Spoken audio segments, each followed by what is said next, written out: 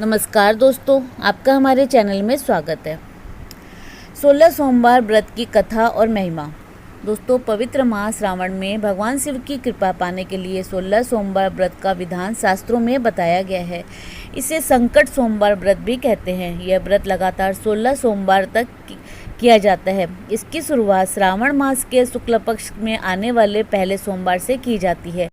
श्रावण के अलावा 16 सोमवार का व्रत चैत, बैसाख, कार्तिक और माघ महीने के शुक्ल पक्ष के पहले सोमवार से भी शुरू किया जा सकता है। शास्त्रों का कहना है कि इस व्रत को 16 सोमवार तक श्रद्धा पूर्वक करने पर सभी मनोकामनाएं पूर्ण होती है। क्यों किया जाता है 16 सोमवार व्रत? 16 सोमवार व्रत को संकट सोमवार व्रत भी कहते हैं। इस व्रत को मुख्यतः किसी बड़े संकट से छुटकारा पाने के लिए संकल्प लेकर किया जाता है। यदि आप आर्थिक रूप से बुरी तरह संकट से घिरे हुए हैं, घर परिवार में कोई न कोई लगातार गंभीर रोगों से पीड़ित हो रहा है, परिवार पर एक के बाद एक लगातार संकट आ रहे हैं, तो ये व्रत अवश्य करना चाहिए। इसके अलावा जिन युवतियों का विवाह नहीं हो पा रहा है या किसी कारण विवाह तय नहीं हो पा रहा है, तो उन्हें भी 16 सोमवार का व्रत अवश्य करना चाहिए। 16 सोमवार व्रत कथा। सोमवार के दिन प्रातःकाल उठकर नित्य कर्म कर स्नान कर ले, स्वच्छ वस्त्र धारण करे, पूजा गृह को स्वच्छ कर शुद्ध कर ले, सभी सामग्री एकत्रित कर ले, शिव भगवान की प्रतिमा के आगे आसन लगाकर बैठ जाए। 16 सोमवार के व्रत की पूजा सामग्री: शिव जी की मूर्ति, भांग, बेलपत्र, जल, धूप, दीप, गंगाजल, धतूरा, इत्र, सफ़ेद चंदन, रोली, अष्टगंध, सफ़ेद वस्त्र, नैवेद्य जिसे आधा सेर गेहूं के आटे को घी में भूनकर गुड़ मिलाकर या फिर शक्कर मिलाकर तैयार करते हैं। पंजीरी या फिर चूरमा बना लें। व्रत पूजा संकल्प: किसी भी पूजा या व्रत को आरंभ करने के लिए सर्वप्रथम संकल्प करना चाहिए। व्रत के पहले दिन संकल्प किया जाता है, उसके बाद आप नियमित पूजा और व्रत करें। सबसे पहले हाथ में जल, अक्षत, पान का पत्ता, सुपारी और कुछ सिक्के लेकर अपना नाम, अपनी कार्य सिद्धि, जो भी आपको कार्य सिद्ध करना है और 16 सोमवार का व्रत आप प्रारंभ करना चाहते हैं, ऐसा भगवान शंकर के सामने आपको संकल्प करना है। उसके बाद सभी सामग्री भगवान शंकर के पास छोड़ दे। अब दोनों हाथ जोड़कर भगवान का ध्यान करें, आह्वान करें। हाथ में अक्षत और फूल लेकर दोनों हाथ जोड़कर भगवान शिव और माता पार्वती का आह्वान करें। हाथ में लिए हुए फूल और अक्षत भगवान शिव को समर्पित करें।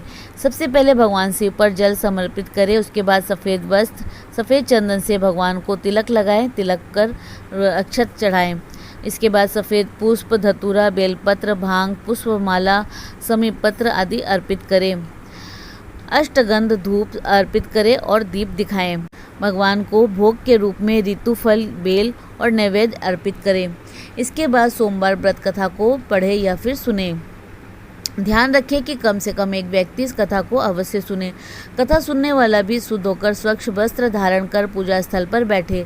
इसके बाद शिव जी की आरती करे। दीप आरती के बाद कपूर जलाकर कपूर गौरव मंत्र से भी आरती करे। उपस्थित जनों को आरती दे और स्वयं भी आरती ले। इस दिन भगवान की महिमा का गुणगान सुनना और सुनाना चाहिए।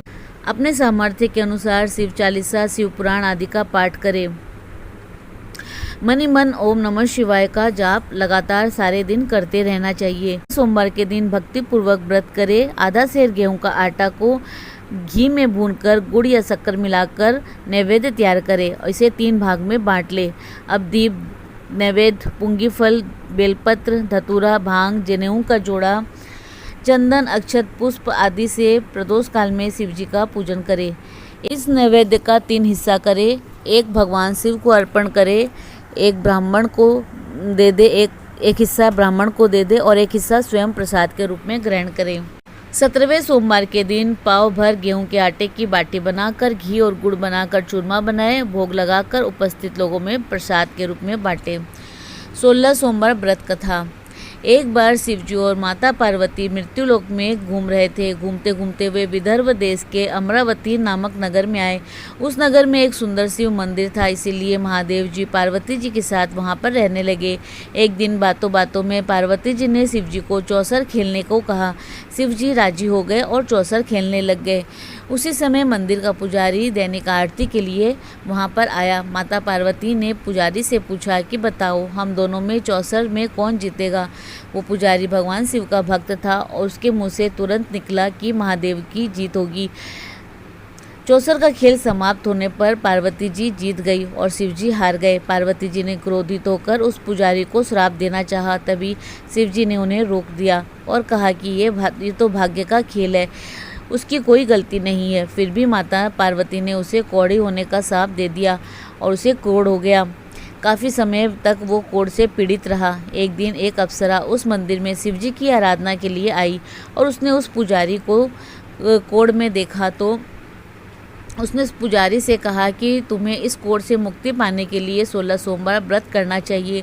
उस पुजारी ने व्रत करने की विधि पूछी तो अप्सरा ने बताया कि सोमवार के दिन नहा धोकर साफ कपड़े पहन लेना और आधा किलो आटे से पंजीरी बना लेना। उस पंजीरी के 3 भाग करना, प्रदोष काल में भगवान शिव की आराधना करना।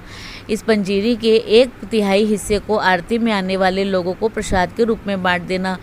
एक हिस्सा भगवान शिव को चढ़ाना और एक हिस्सा खुद ग्रहण करना। इस प्रकार 16 सोमवार तक यही विधि अपनाना। 17वें सोमवार को 1/3 गेहूं के आटे से चूरमा बना लेना और शिव जी को अर्पित कर लोगों में बांट देना। इससे तुम्हारा कोढ़ दूर हो जाएगा। इस तरह 16 सोमवार व्रत करने से उसका कोढ़ दूर हो गया और वह खुशी खुशी रहने लगा।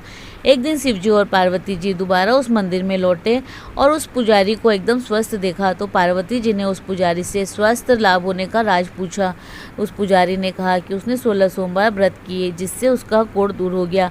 पार्वती जी इस व्रत के बारे में सुनकर बहुत प्रसन्न हुई। उन्होंने भी यह व्रत किया। इससे उनका पुत्र वापस घर लौट आया और आज्ञाकारी बन गया। कार्तिकेय ने अपनी माता से उनके मानसिक परिवर्तन का कारण पूछा जिससे वो घर वापस लौट आए। पार्वती जी उन्हें इन सब बातों के पीछे 16 सोमवार व्रत के बारे में बताया। कार्तिकेय जी ये सुनकर बहुत खुश हुए। कार्तिकेय ने अपने विदेश गए ब्राह्मण मित्र से मिलने के लिए उस व्रत को किया और 16 सोमवार होने पर उनका मित्र उनसे मिलने विदेश से वापस लौट आया। उनके मित्र ने इस राज का कारण पूछा तो कार्तिकेय ने 16 सोमवार व्रत की महिमा बताई। यह सुनकर उस ब्राह्मण मित्र ने भी विवाह के लिए 16 सोमवार व्रत रखने के लिए विचार किया। एक दिन राजा अपनी पुत्री के विवाह की तैयारी कर रहा था। कई राजकुमार राजा की पुत्री से विवाह करने के लिए आए। राजा ने एक शर्त रखी कि जिस भी व्यक्ति के गले में हथनी वरमाला डालेगी उसके साथ ही उसकी पुत्री का विवाह होगा। वो ब्राह्मण भी वहीं था और भाग्य से उस हथनी ने उस ब्राह्मण के गले में वरमाला डाल दी और शर्त के अनुसार राजा ने उस ब्राह्मण से अपनी पुत्री का विवाह करा दिया। एक दिन राजकुमारी ने ब्राह्मण से पूछा कि आपने ऐसा कौन सा पुण्य किया था जो हथनी ने दूसरे सभी राजकुमारों को छोड़कर आपके गले में वरमाला डाली। उसने कहा कि प्रिय, मैंने अपने प्रिय मित्र कार्तिकेय के कहने पर 16 सोमवार व्रत किए थे। उसी के परिणाम स्वरूप तुम लक्ष्मी जैसी दुल्हन मुझे मिली। राजकुमारी ये सुनकर बहुत प्रभावित हुई और उसने भी पुत्र प्राप्ति के लिए 16 सोमवार व्रत रखा।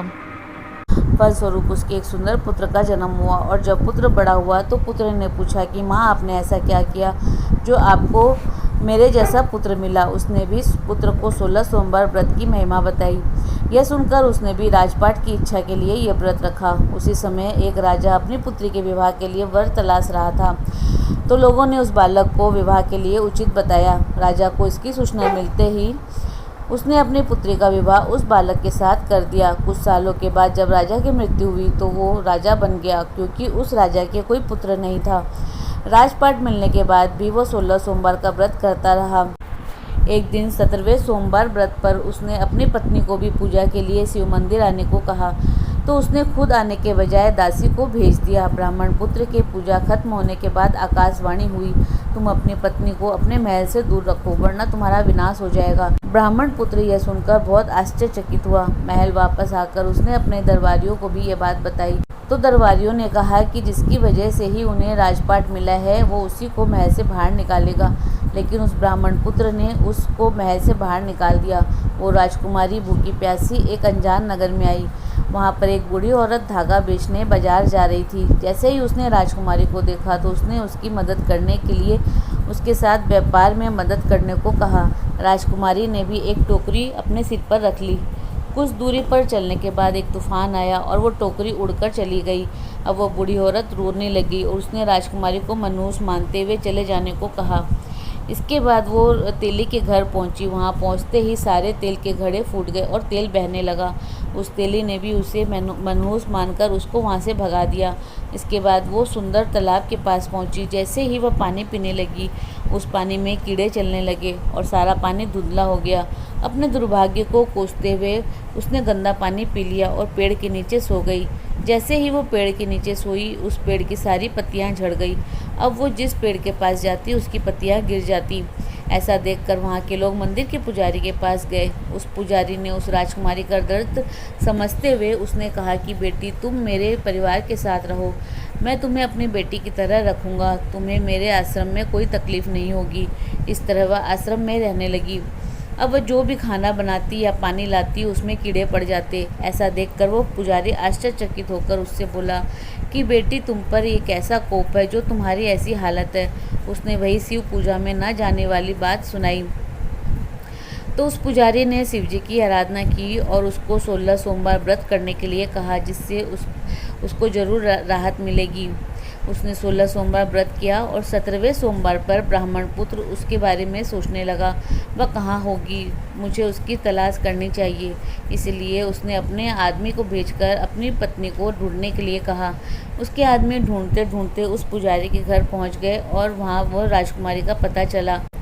उन्होंने पुजारी से राजकुमारी को घर ले जाने के लिए कहा, लेकिन पुजारी ने मना करते हुए कहा कि अपने राजा से कहो कि खुद आकर इसे ले जाए। राजा खुद वहां पर आया और राजकुमारी को वापस अपने महल लेकर चला गया। इस तरह जो भी 16 सोमवार व्रत करता है उसकी सभी मनोकामनाएं पूर्ण होती है। 16 सोमवार की व्रत की उद्यापन विधि। उद्यापन 16 सोमवार व्रत की संख्या पूरी होने पर 17वें सोमवार को किया जाता है। श्रावण मास के प्रथम या तृतीय सोमवार को करना चाहिए, ये सबसे अच्छा माना जाता है। वैसे कार्तिक, श्रावण, ज्येष्ठ, वैशाख और मार्गशीर्ष मास में के किसी भी सोमवार को व्रत का उद्यापन कर सकते हैं।